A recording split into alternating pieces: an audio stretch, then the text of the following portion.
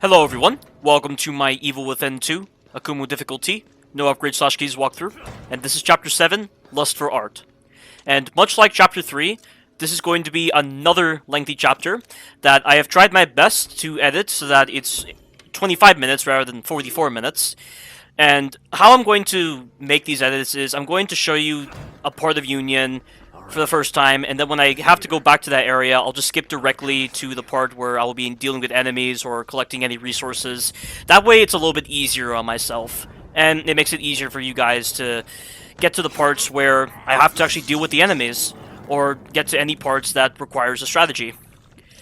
And Chapter 7 hasn't officially begun yet. Chapter 7 actually begins when we go to the entrance to the theater, and we have to get Stefano to trigger the resonance points that will allow us to gain access to his art. And once we have gained access to his art, we need to destroy them in order to force Stefano to confront us. Because like with any psychopath, psychopaths are egocentric, and they care about nothing but themselves, and we have to provoke him, as Hoffman described in the previous chapter. And can I just say, these two pieces of art right here, I feel like they're an homage to Resident Evil 0, because I remember there was a puzzle in Resident Evil 0 where you had to collect these statues that you had to place on a scale, and when the scale was equally balanced, it allowed you access to the basement of the trading facility. And I feel like with those two pieces of art, they're meant to be an homage to that particular puzzle so that you think of Resident Evil 0 when you first see them. And Shinji Mikami wasn't director of Resident Evil 0, he was an executive advisor for the game. So I highly doubt he would try to pay an homage to a game he wasn't director of. Either that, or maybe John Johannes just liked Resident Evil 0 when he first played it, so he decided to pay an homage to the game. I mean, I don't personally agree that Resident Evil 0 is that good of a game. It's definitely one of my least favorite Resident Evil games, because that game has a lot of problems, and if you haven't seen my walkthrough of Resident Evil 0, you need to check it out, because I go into a lot of detail about a lot of the issues that Resident Evil 0 has with its enemies, with its mechanics, and with certain design choices that were honestly very questionable at best. But even still, though, I do find it to be a little bit better than Resident Evil 1, because of the fact that it's not designed for knife only, and your weapons really matter on Resident Evil 0, and it can be a lot of fun to control both players and come up with really fun strategies for that game. But aside from those positive qualities of Resident Evil 0, it's not the best Resident Evil game, unfortunately. But we're now dealing with the Anima again, and this is another very short encounter with the Anima. The first two encounters with her are incredibly short, and this one's even shorter than the first one. And what you have to do is you have to first go up to that mirror so that she tries to jump scare you. And when she jump scares you, you have to look into the mirror and identify which door is glowing. And using the reflection, you can pinpoint easily which door you're supposed to go through. If you go through the wrong door, it doesn't kill you, it just teleports you back to the same room, and you just gotta pick the right door again. And then this part right here, you have to trigger the anima so that the door lights up again in the mirror. And once again, identify the correct door and get through that door before she spots you, because she will instantly kill you and just turn you into a lost. She is very slow, however, when it comes to detecting you. She takes a couple of seconds before she decides to come after you and just grab you. So you can use that to your advantage. But now that encounter's done, we won't be seeing the anima until Chapter 11. If you so choose. You don't have to do these anima encounters, as I mentioned before in Chapter 3. But like I mentioned before in Chapter 3, I just feel like it takes away from the story of the game, because it just feels like if you don't do them, the story just doesn't progress properly, because Sebastian leaves STEM, and at the same time he doesn't feel like himself, because of the fact that a part of himself is stuck within STEM, and that's not properly conveyed in the ending. Like, it just feels very jarring to me, and that's why I always try to make sure that I do the anima encounters to make sure I can free Sebastian's other half from STEM. But here is one of the paintings that you need to destroy. And this one here, this part gave me a bit of trouble, because I kept trying to rush the section by using a smoke bolt, but I kept dying. The hysteric in this section kept on killing me when I was trying to bypass it. And I was also getting moments where I would get an enemy blinded by the smoke, but it would attack me because for some reason on this game, instead of in the Evil Within 1, they've made it so that when the enemies are blinded by the smoke bolts, and they do their animations of just swiping at thin air, they can actually hit you. That was not how it worked in Evil Within 1. Whenever the enemies did that particular animation, they didn't do any damage. I wonder why they decided to change it, because it doesn't really change much, but it can be very annoying when it catches you out a lot. So, I had to restart the checkpoint here many times. I mean, I didn't restart the checkpoint on this recording because I wanted to try to go through every single chapter of this game without dying to make it accommodating for classic difficulty. And I actually found out a strategy that doesn't even require the smoke bolt. And what it requires you to do is to wait for the two enemies who are bashing on the transparent wall to move on their designated paths, take out the second guy, wait for the hysteria to go to the right, and then when you approach this gate, this Lost will move away from the gate. So you can just use the cover system to move faster so you can get to the gate quickly, and then just open the gate. And even if the Lost spots you, she's going to be stuck in the animation of roaring, or just doing her startup animation for attacking you. And the other enemies will be delayed as well, so you have plenty of time to get over here. Now, for this sculpture, you need to go to the right, and watch out for these wires. They will kill you instantly if you touch them. Once you get to the back of the sculpture and press X, that will be the end of the sequence. And one thing I really like, that is a very small touch to these kind of moments, is Sebastian's animation for destroying the sculpture is different, and it's the same when he's going inside of the painting to destroy the sculpture. He actually adapts to the situation, so he knows what he's expecting, and I think it's a really nice subtle detail. It fits the whole idea of Sebastian using his previous experiences within STEM to adapt to this new STEM environment that he's in. And before this game even released, the developers stressed upon this particular topic a lot. They stressed upon the whole idea of Sebastian understanding what he's getting into, and the fact that it's reflected in these very small little details, such as with him knowing that this sculpture is going to blow up in his face, or the fact that he's going to get pulled into the painting. I'm just glad that they cared. But right here, I'm taking the time to rescue Sykes, and I'm going to throw a bottle to distract these three enemies before they have a chance to get over the gate, and I'm going to use an explosive bolt. I'll get back an explosive bolt from Sykes' safe house, so this is an explosive bolt well spent. And watch this, by the way. This is one of my main issues with the shotgun on this game. See that? The shotgun on this game can knock over enemies, but if you end up dismembering a limb, or you take off a portion of their head, they don't get knocked over. And in a game where the enemies are incredibly fast when it comes to closing the distance towards you, you need to have the advantage of knocking over enemies consistently. And that particular aspect to the dismemberment system is something that really, really takes away from the shotgun's effectiveness in this game. And it's something that makes the shotgun feel less reliable than the Evil Within 1 shotgun. But the actual encounter to save Sykes is about to begin now, and the first thing you're going to have to do is activate this fire hydrant so that the water will disperse onto the ground, because you're going to be using the shotgun, sorry, not the shotgun, the shock bolts, in order to stun a whole bunch of Lost that are going to come after you in the next wave. And what I do for this part right here is whenever the enemies go to climb up to Sykes, I knife him, because when you knife him while they're climbing, it will always be a guaranteed knockdown, and then you can finish him up with a stomp. But you have to be very careful of any other enemies that might come for you. If you get enough distance from them, they'll reprioritize Sykes. This right here, the enemies are going to move during the cutscene, so you have to make sure you stand behind the truck here. So wait for this cutscene to finish, and then go back into that pool of water over there and use your shock bolt. It has a lingering hitbox, and it will not affect you. It will only affect the enemies. So as long as the enemies get onto this pool of water, they will always be shocked.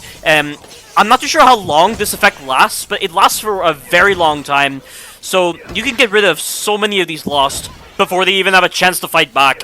And once I've stomped this last enemy over here, that will be the end of this encounter. And we have now gained access to Sykes' safe house. And considering that this is our first time saving a friendly AI, I think this is as good a time as any to explain the AI on this game. So, the AI on this game is a significant improvement over the Evil Within 1's AI, namely Joseph. And if you've seen my walkthrough of the first Evil Within, you didn't really get to see the kind of incompetency displayed by Joseph. Joseph is just awful. He's a really bad AI system. He does very little damage to the enemies. He's very inaccurate. He has to constantly run away from the enemies whenever they get close to him. And because of the fact that the enemies were always faster than him, he was just constantly running. And at times he would just dodge into enemies, and he would dodge into dynamite, and he just had no chance of fighting back against any of the enemies. And he's just so sporadic on that game, and I really did not appreciate Joseph as an AI system. I mean, he's only ever a problem in Chapter 5 when you're in the first phase of that really big combat encounter where you have to save Kidman, and then for the rest of the game, he isn't that much of a big deal. But still, though, it doesn't excuse the fact that he's so poorly programmed on that game. Be thankful you don't have to waste healing items on him whenever he's in the down state. You can heal him without using any healing items, thankfully. And that's really the only positive quality with Joseph. And compared to Lewis from Resident Evil 4, and considering that Shinji Mikami designed Resident Evil 4, why would they revert to such an incompetent AI system for The Evil Within 1? It just doesn't make any sense, and it really took away from the survival horror feeling of the game. How can you possibly enjoy the survival horrorness of The Evil Within 1 when you're having to constantly run around babysitting this incompetent AI system that can't do anything? Like, a lot of people would compare him to Sheva from Resident Evil 5, but Sheva from Resident Evil 5 is so much better than Joseph. In fact, in one of the trailers released for The Evil Within 2, when I saw the moment where Sebastian was with Torres in one small snippet of gameplay that they included in the trailer, I had posted in the comment section that having to defend an AI system that is very incompetent really takes away from the survival horror feeling of the game, and I really feel like the developers listened to that comment because they've improved upon the AI drastically in this game. So the first thing you need to understand when it comes to the AI on this game is that they cannot be killed. They can be incapacitated, but they do not die. And if they get incapacitated, you have to revive them. The only exception to this is when you're protecting Sykes. If Sykes loses all of his health, he will die. I'm not too sure what happens to Hoffman when she loses all her health in Chapter 13 because the enemies barely prioritize her. But it's not something you have to worry about because I've gone through this game so many times, and Hoffman has never been incapacitated by the enemies. So that's the most important thing to note about the AI. On the Evil Within 1, the AI would always be killed. And they did go into a down state, but you had to revive them, and it was so easy for the enemies to kill Joseph when he was in the down state. Not only that, but the detection on the reviving was horrible. It was really bad. And once again, I don't know how they could mess up on something as simple as a healing system for Joseph. It's just so dumb. And that got me screwed so many times when I was trying to do the Evil Within 1 pistol only on Akumu difficulty. But that's not really the best argument I can give because that game is not designed for handgun only. It's going to fall apart if you decide to do such restrictions, and it fell apart for me a lot when I was doing that restricted run of the Evil Within. Oh, by the way, right there, when you talk to Sykes, he will unlock a side mission for you, and all you have to do is just go back to the tunnel that you used in order to get past the Watcher. And there aren't any enemies when you're making your way over to this server, but the moment you start the server, there are going to be a couple of Lost that will spawn in this tunnel. And you have to be very careful because they can be pretty aggressive, and some of them have axes, and they can throw the axes, so you have to bear that in mind when you're trying to run away from them. But when you get near this door, there's always going to be a Lost outside of here. And sometimes the Lost can choose to come inside of here. I don't know if this is consistent or not, if you just don't go near the door whatsoever. But I'm almost certain I had a moment where I was behind this door, and this Lost came inside. And she actually went into that room just then, and she sees me through the window, unfortunately. Which, thankfully she didn't do the roar, so she didn't alert anyone. But there are still a couple of enemies in this room over here, and I'm just going to run past them. And be very careful here. Hug the left-hand side. There's a Lost on the ground, and if she touches you, you're dead. I don't know why I make this mistake all the time, but I always go left instead of going right. This happens every single time, and I never seem to learn. So hopefully with this video, I won't make that mistake again. And then for the final enemy over here, there's just going to be a Hysteric, but she's just all the way off to the left, and she barely has enough time to get to you. So we're done. So I'm just going to transition back onto the streets of Union, and I'm going to explore this other area of Union so I can do a side activity. And also, when you do that side activity for Sykes, he will unlock all of the crates that are around this area. So you'll be able to gain access to some ammo, and you will also be able to gain access to a silenced handgun back in the safe house. I don't use the silenced handgun that much because I haven't found a lot of utilities for it, especially when the Warden crossbow by itself is a pretty good stealth weapon. And also, if you're just standing at the right distance, you can just snipe enemies, and the sneaking on this game is so powerful that you really don't need these kind of tools. But I'm really glad that the game is giving you options just to afford you a lot more time to experiment with the game. So, if you take the time to experiment with this game, I'm sure you can come up with a lot of really cool ideas for the silenced handgun when it comes to utilizing it. And it makes a lot of sense for there to be this many options when it comes to approaching the enemies, considering that I'm in Mobius-controlled territory. You know, Mobius has been preparing for this. They have a lot of armory stashed around the Marrow, and also around Union to make sure they can handle any kind of resistance that might occur within STEM. So I would say that's definitely the best justification as to why there are this many weapons in the game. And believe it, guys, there are a lot more weapons on this game compared to the first Evil Within.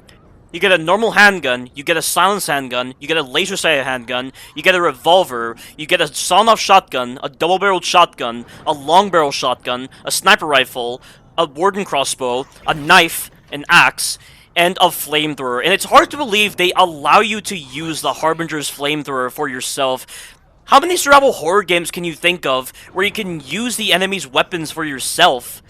Like, not a lot of survival horror games let you use enemy weapons for yourself, and it just seems like a very silly thing that a lot of survival horror protagonists never try to use enemy weapons for themselves. Yet, thankfully, Sebastian is not one of those kind of characters. He is someone who really takes the threats of his surroundings seriously, and will do anything to try to survive. In fact, on that note, I really feel like Sebastian has a lot more balls when it comes to the kind of things he does in this game.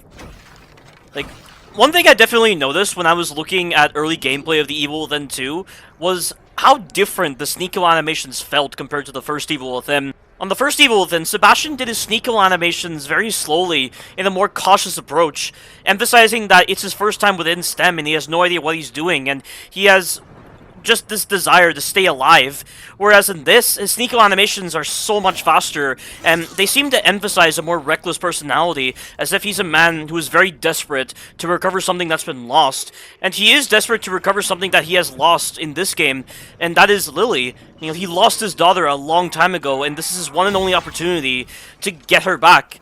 The fact that they have tried to portray this whole idea through various mediums, not just with the cutscenes, but also with the animations, it really goes to show that the developers put a lot of care into the story on this game, and to the characters, and to the animations, and into everything else. And the Evil Within series feels like it has care, because it's made by a development team that knows exactly what they're doing, and they're not trying to push this game out for cash grabs, they're pushing this game out because they want to deliver a very fun and memorable experience that is good on all fronts, not just with the gameplay, but also with the story. This is further indicated by the fact that this game released 3 years after the first Evil Within, and if they were trying to release this game as a cash grab, they would have just release this game a year after the Evil Within, and just make no effort whatsoever to make this game stand out from the first Evil Within for all of the right reasons. This is by no means a lazy development team whatsoever. They are nothing like Ubisoft, they are nothing like EA, they are nothing like any of those trash developers. This actually feels like a development team that is really building towards a successful future where gaming is going to be their first priority and not cash grabs, and I cannot wait until Ghostwire Tokyo comes out, because I know for sure it's going to be a really great game, because it's going to be made by a wonderful development team. But going back to my previous tangent on Sebastian's ballsiness, he not only does his sneak kills incredibly fast on normal enemies, but he also does his sneak kills against larger enemies.